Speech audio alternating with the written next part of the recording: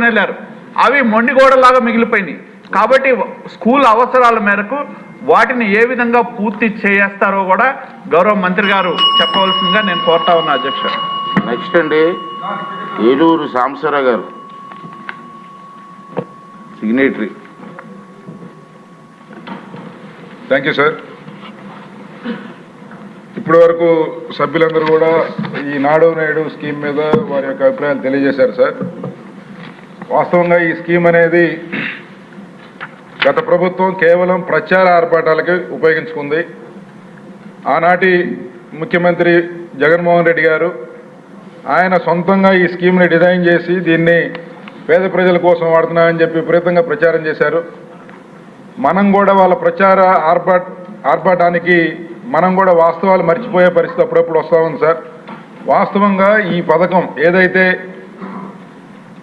ప్రభుత్వ పాఠశాలల్లో మెరుగైన వసతులు కల్పించాలి, పేద విద్యార్థులు అన్ని వసతులతో కూడిన పాఠశాలలో చదువుకోవాలి, ముఖ్యంగా బడుగు బలహీన వర్గాలు, ఎస్సీ ముస్లిం మైనారిటీ సోదరులు పిల్లలు చదువుకునే పాఠశాలలో అన్ని వసతులు ఉండాలని చెప్పి 2014-19 మధ్య ఆనాటి గౌరవ ముఖ్యమంత్రి నారా చంద్రబాబు నాయుడు గారు పాఠశాలల్లో మౌలిక సదుపాయాల అభివృద్ధి కోసం హైబ్రిడ్ యాన్యుటీ మోడ్ కింద హ్యామ్ అనే పథకం ద్వారా 4,800 కోట్ల రూపాయలకు పైగా డబ్బులు ఆ రోజు తీసుకొచ్చి అన్ని పాఠశాలల్లో ఉన్న వసతుల్ని ఎవాల్యుయేట్ చేసి ఇంకా బెటర్గా ఏం చేయొచ్చు అని చెప్పి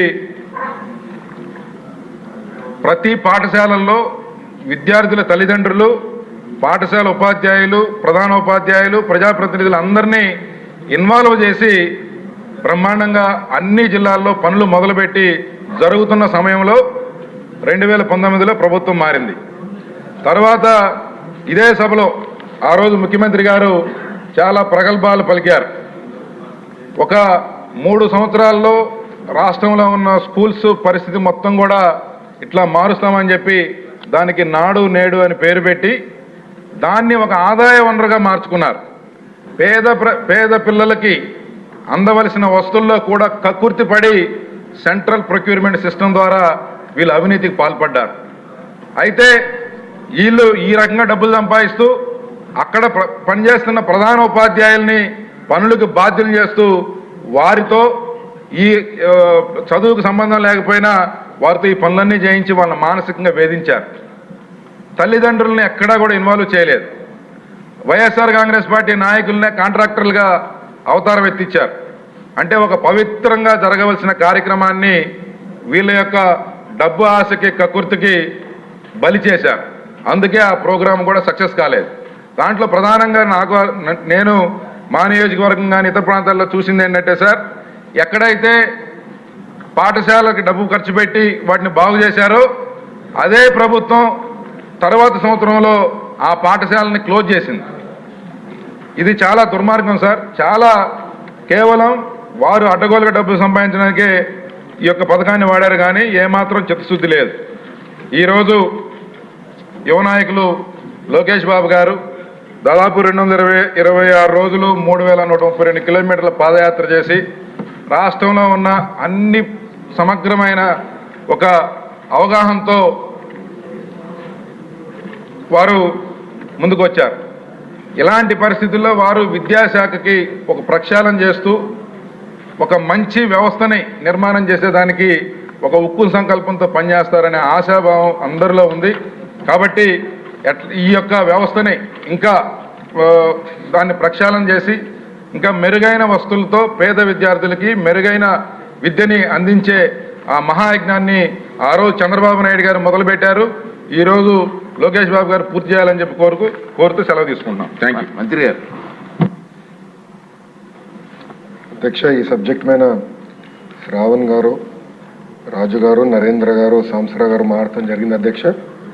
వాళ్ళు మాట్లాడితే కాదు, గౌరవ సభ్యుల మనోభావాలని వాళ్ళు చెప్తాం జరిగింది. ప్రధానంగా నరేంద్ర గారు అడిగారు, శ్రావణ్ గారు కూడా అడిగారు, సాంబశివరావు గారు కూడా అడిగారు అధ్యక్ష. తప్పనిసరిగా నాడు నేడు పైన ఒక ఎంక్వైరీ ప్రభుత్వం వేస్తుంది, అంటే ఎలాంటి సందేహం లేదు. అగ్రిమెంట్స్ ఏంటి, గతంలో ఎవరికి ఇచ్చారు ఈ వర్క్లు, ఎందుకు పనులు సరిగా జరగలేదు, నాసరికైన పనులు జరిగినాయి అనేది పేపర్లో కూడా గతంలో వచ్చింది. దానిపైన తప్పనిసరిగా ఎంక్వైరీ చేస్తాం. రెండోది సాంబశివరావు గారు చెప్పినట్లు ఫేజ్ 1లో కొన్ని భవనాలు కట్టారు, కానీ అది మూసేశారు, అని వాడట్లేదు. ఏకంగా స్కూల్స్నే మూసేసే పరిస్థితికి వచ్చారు. తెలుగుదేశం, జనసేన, భారతీయ జనతా పార్టీ విధానం ఒకటి. ప్రభుత్వ పాఠశాలల్ని మేము బలోపేతం చేస్తాం.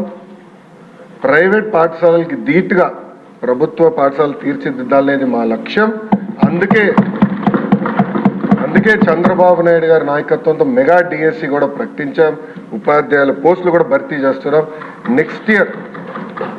నెక్స్ట్ ఇయర్ ఏదైతే స్కూల్ ఓపెన్ అయ్యే సమయానికి ఉపాధ్యాయులు కూడా పకడ్బందీగా మేము ఏర్పాటు చేస్తాం.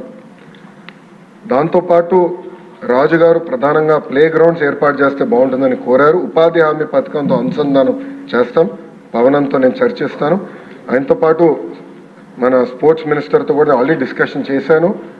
ఇంటర్ స్కూల్ కాంపిటీషన్ ఎట్లా పెట్టాలి, ఇంటర్ డిస్ట్రిక్ట్ కాంపిటీషన్స్ ఎట్లా ఏర్పాటు చేయాలి, కేవలం స్పోర్ట్సే కాదు ఆర్ట్స్ అండ్ క్రాఫ్ట్స్ని ఎట్లా ప్రోత్సహించాలి అని దానిపైన మేము కూడా డిస్కస్ చేస్తున్నాం. సాంబశివరావు గారు అన్నట్లు ఉపాధ్యాయుల్ని కూడా పెద్ద ఎత్తున హెరాస్మెంట్ జరిగింది. గత ప్రభుత్వం వాళ్ళకి అనేక యాప్లు ఇచ్చి వాళ్ళు అన్ని రకాలుగా ఇబ్బంది పెట్టిన విషయం వాస్తవం. పాదయాత్రలో కూడా ఉపాధ్యాయులను కలిశారు, వాళ్ళ సమస్యలు నాకు చెప్తాం జరిగింది. ఈ సంవత్సరం నా ఆలోచన, I'm subject to correction from members, నా ఆలోచన ఏంటంటే ఈ సంవత్సరం ముందల కేజీ టు పీజీ విద్యను మొత్తం ప్రక్షాళన చేద్దాం.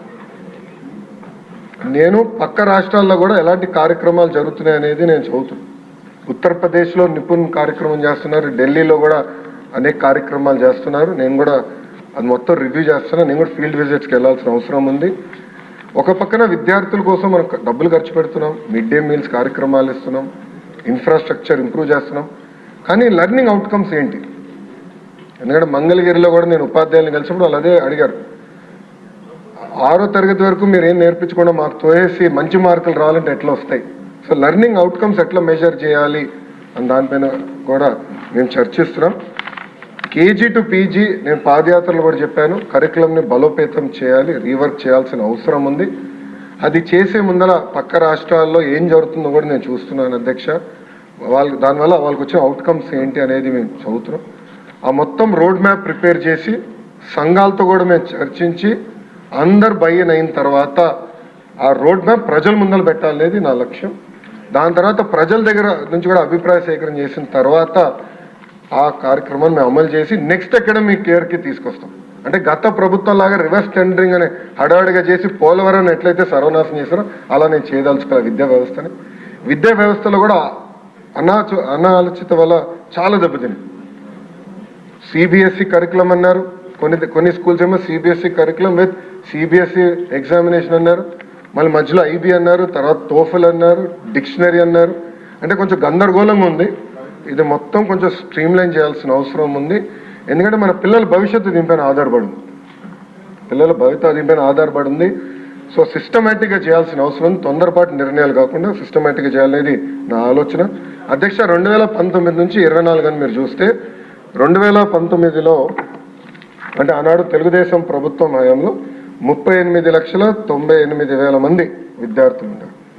5 సంవత్సరాలు వేల కోట్ల రూపాయలు ఖర్చు పెట్టిన తర్వాత అది 38,26,000 మంది విద్యార్థులకు తగ్గిపోయింది. అంటే 72,117 మంది విద్యార్థులు ప్రభుత్వ పాఠశాలలో తగ్గిపోయారు. ఇది కరెక్ట్ కాదు, అంటే ఎక్కడో లోపాలు జరుగుతున్నాయి, అంటే డౌట్ లేదు.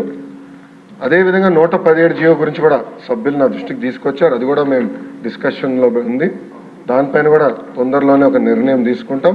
కానీ ఎన్డీఏ ప్రభుత్వ ఆలోచన వెరీ క్లియర్. ఉపాధ్యాయులు నియమిస్తాం, ఆగిపోయిన పనులు పూర్తి చేస్తాం, జరిగిన పనులపైన తప్పనిసరిగా ఎంక్వైరీ చేస్తాం. థ్యాంక్ యూ అధ్యక్ష. మంత్రి గారు సభ్యులకి వచ్చిన ఏంటంటే ఎంక్వైరీ జరగాలి, దాని మీరు తీసుకొచ్చే చర్యలు ఇది అవసరమైన చెప్తూ బాగుంటుంది నా ఉద్దేశం. అధ్యక్ష, గౌరవ సభ్యులు ఎంక్వైరీ కోరారు అధ్యక్ష, తప్పనిసరిగా ఎంక్వైరీ చేస్తాం అధ్యక్ష. దాని తర్వాత నెక్స్ట్ సెషన్ అంటే ఎంక్వైరీ నివేదిక వచ్చిన తర్వాత నెక్స్ట్ సెషన్లో నేను టేబుల్ చేస్తాను. Okay, thank you.